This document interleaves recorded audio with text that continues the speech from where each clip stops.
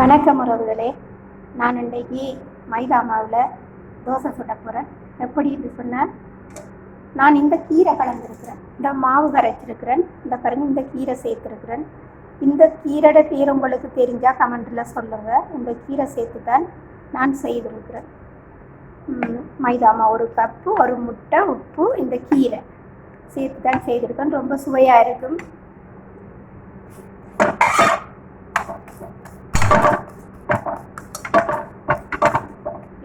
முட்டை சேர்க்குறது கொஞ்சம் சாஃப்டாக இருக்கும்.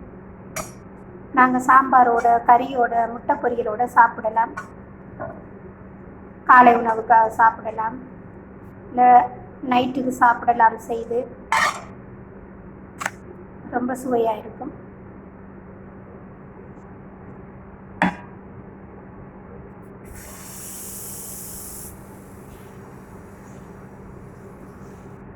நீங்களும் பிடிச்சிருந்தா போய் ட்ரை பண்ணி பாருங்கள்.